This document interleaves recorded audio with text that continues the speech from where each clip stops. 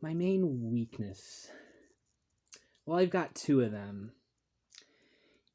and hopefully they won't disqualify me for a job at your company, sir. One is that sometimes I just care too much. I just overextend myself in trying to help other people out, and that can be difficult for me sometimes, and sometimes I get kind of worn out from it. But the other weakness I have is that I'm a perfectionist. Now, when I say I'm a perfectionist, that means that when a report is due on your desk at noon, you can expect it to be delivered by 10 a.m. And I will have done way more work than you asked me to do. And it might be a little intense for you to handle that. I might intimidate some of the other workers that you have. And maybe that'll make them anxious, and it might make your other employees look bad. So I'm just warning you that if you hire me, these are some challenges that you're going to have to deal with. And that's exactly what I said in my last interview, and that's exactly why I am now working in an office, in a corner office with a big mahogany desk for a very large Fortune 500 company. It really works, guys. It's one of those social hacks. Got to do it. I'm writing a book on how to succeed in your career, little tips and tricks for acing that job interview. That's one of them. The key is they ask you for your weaknesses. Make it sound like you're admitting to a weakness, but really you're telling them that your weakness is your strength. See, that's the key. Anyway, that is all 100% true. You can go online and just Google my name. I'm everywhere. Front page of CNN most days, for cool stuff I'm doing. Cover of Forbes Man of the Year 2 years in a row. Hoping for a third.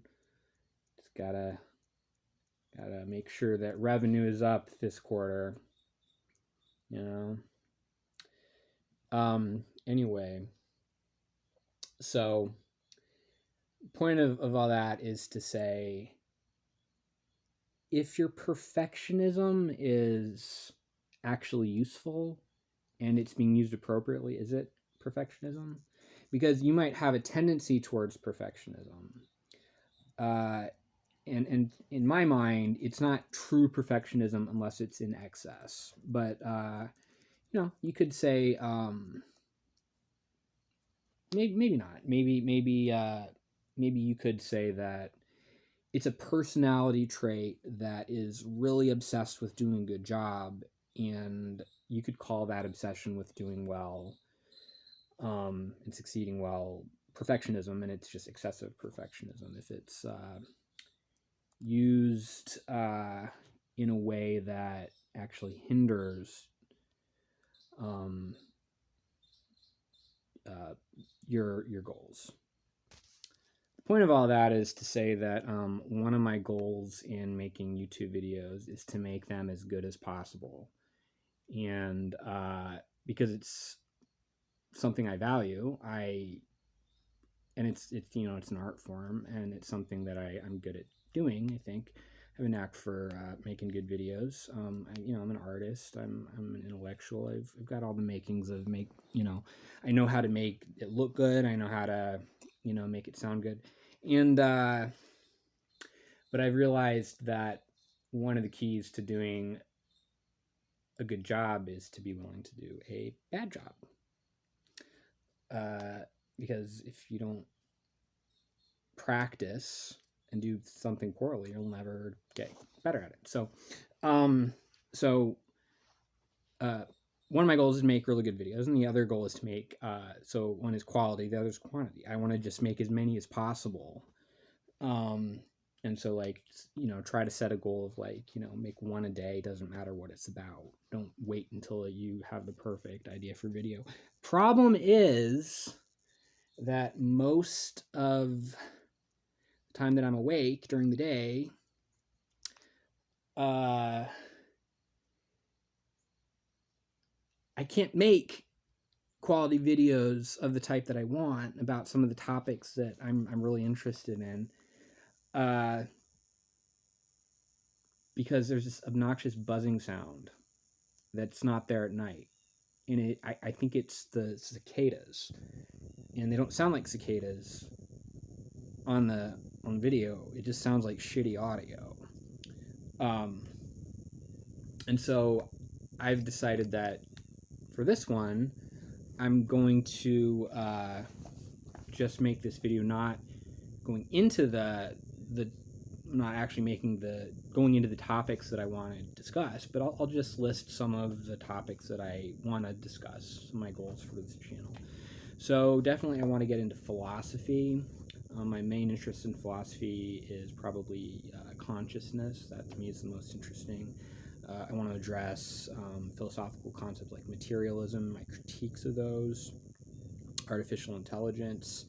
I want to discuss science. So I'm fascinated by evolution and how it explains the world around us.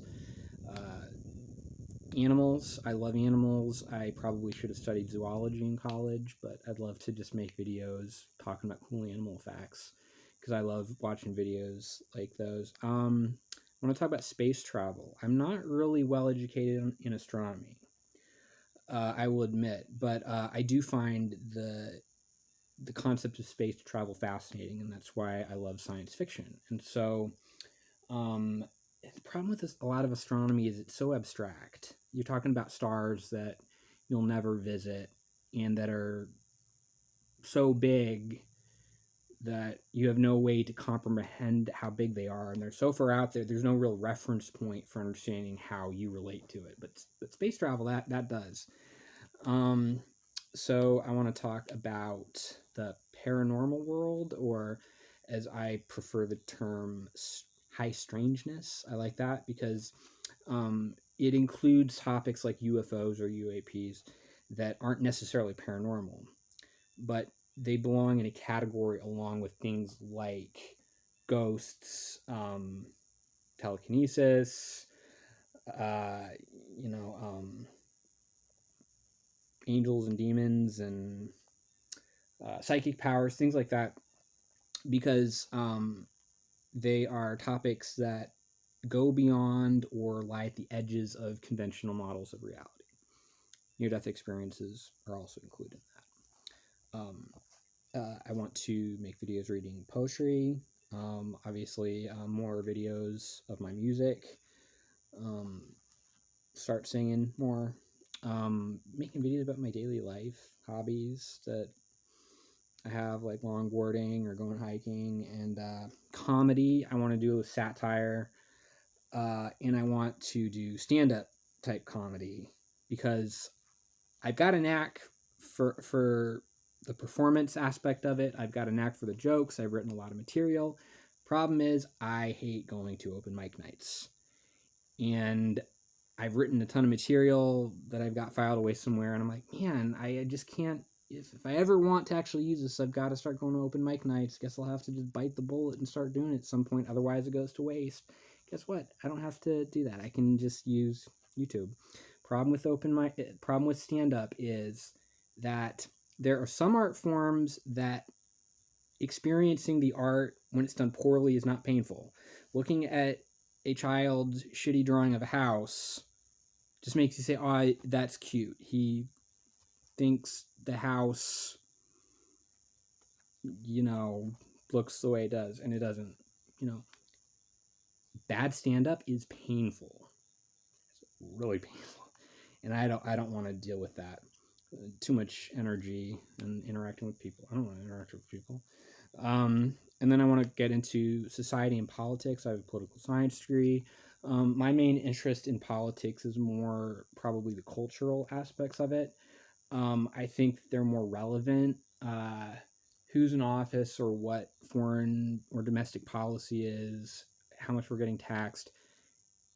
I don't have control over it, and most people don't. And I'm sorry to say this, but no, your vote doesn't count. Technically, it does, but unless it's a local election, the fact that you went and voted has no actual real life effect for all practical purposes. Some people don't like hearing me say that voting is merely a symbolic act for an individual, but it's true. Whereas cultural stuff, anybody with a voice has a say.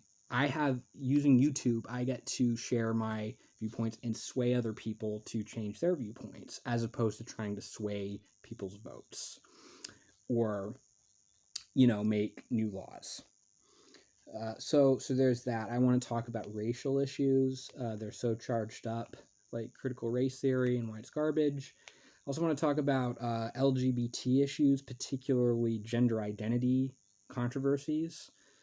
That's the hot button topic right now, and I've got a lot of opinions on it. I want to talk about religion, comparing different types of religions. I'm fascinated by cults. I want to get into cults. I want to talk about Scientology and what makes a cult.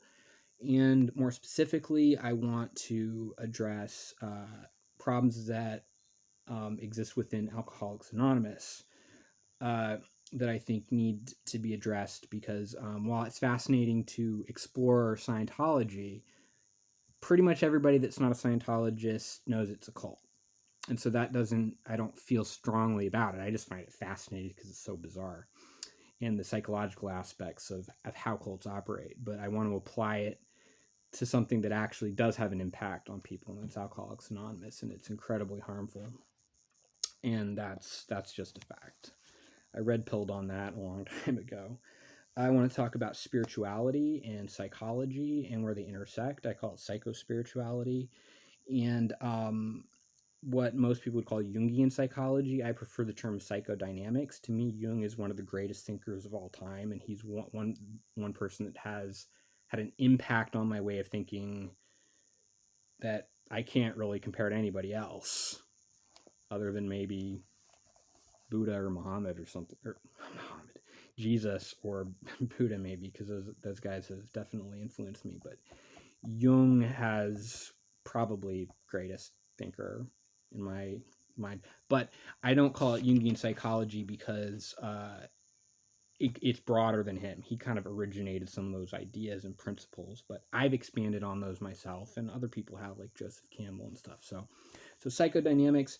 I also want to talk about psychedelics. That's one of my biggest passions. One of the things that interests me the most, because of out of all my interests, that's where the most significant ones sort of intersect. So spirituality, psychology, philosophy, such as the nature of reality, perception, all that, those kind of intersect there. So I want to discuss the nature of the psychedelic experience, and sort of educate people on it, help people understand it better, and just discuss the things that I've learned through that. I want to talk about theology. I've got an interpretation of the message of Jesus that very different. In fact, it's antithetical to what most Christians think the gospel message is. And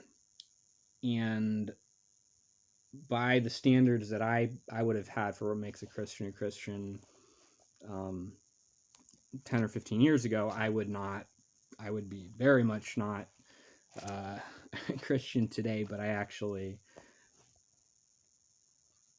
have no problem calling myself a Christian at this point because I finally got it.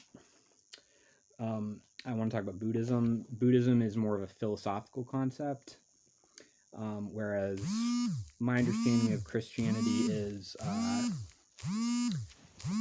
more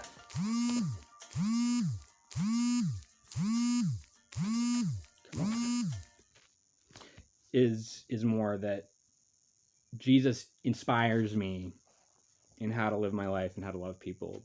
Buddha's ideas more inspire me on a more philosophical, contemplative way. I want to make a series called Maps of the Mind, and that's basically where I get into um, our models of reality in the psycho-spiritual sense, like the different compartments of the mind and how they make up our world. And so that's psychology and spirituality, where they intersect. And then I want to talk about mental health issues. I want to talk about self-improvement tips, things that I found useful. Um, the stories from my life, just share stuff that have happened to me. Show videos doing art and hobbies. I want to do movie reviews and analysis. I'm a big film buff. And I want to talk about a spiritual framework that I've developed over the past few years. And it used to be just a collection of ideas that I have, but I feel like it's a consistent, coherent enough idea that that it deserves a name, and I call it synchronism. And it is, in my mind, it does fit the definition of a religion. So I would say that is my religious belief, even though I have no intention of like preaching it or gaining followers. It's just it it works for me. And finally, part of the synchronism is numerology. That's big. My theories on numerology. My theory of numerology is one of, to me, my greatest discoveries and most unique and original. I discovered it on my own, and I want to educate people on how it works, and it makes sense. It's not new age astrology bullshit. It's very logical. And so that's all I got to say, because my phone is about to die. So, yeah, that's all I got to say for now. Bye bye. I'm sure I've got a lot of other stuff to get into, but that's for another time.